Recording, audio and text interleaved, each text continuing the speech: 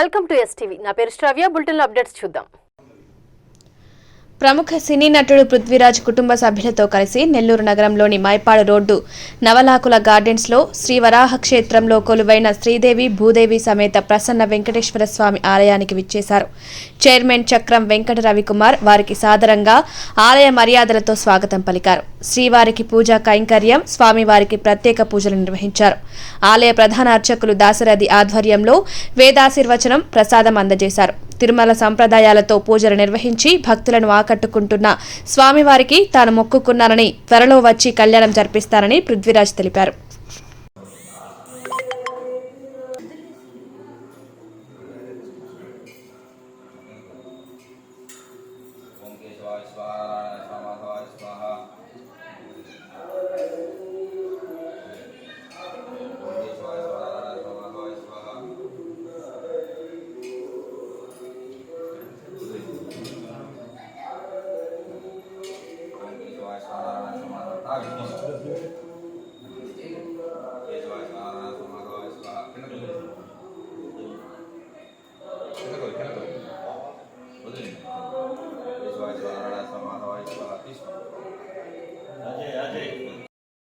ఈరోజు నెల్లూరులో ఉన్నటువంటి మన ప్రసన్న వెంకటేశ్వర స్వామి ఆలయానికి మా డాక్టర్ గారు ప్రసాద్ గారు మేము తిరుపతి వెళ్తున్నాం ఒక పని మీద.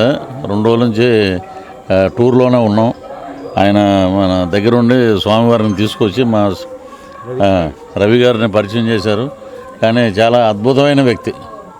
నిజంగా మనకి చాలామంది స్నేహితులు ఉంటారు, కానీ దాంట్లో ప్రత్యేకమైన వ్యక్తి ఆయన.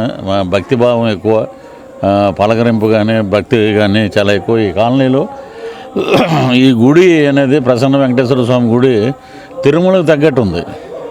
తిరుమలలో మనం అందరం అన్నీ చూసాం.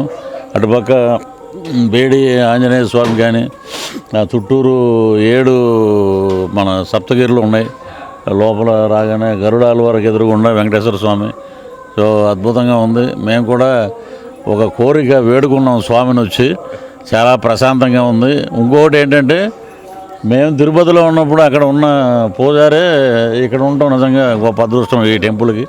సో మరలా మేము అన్ని కార్యక్రమాలు అన్నీ అనుకున్నవన్నీ పూర్తి అయ్యేటట్లు స్వామి ఆశీర్వదిస్తే మేము మళ్ళీ ఇక్కడ వచ్చి కళ్యాణం మా దంపతుల తరపున మేము కళ్యాణం చేయించుకోవటానికి ప్రసన్న వెంకటేశ్వర స్వామి గుడికి వస్తాం.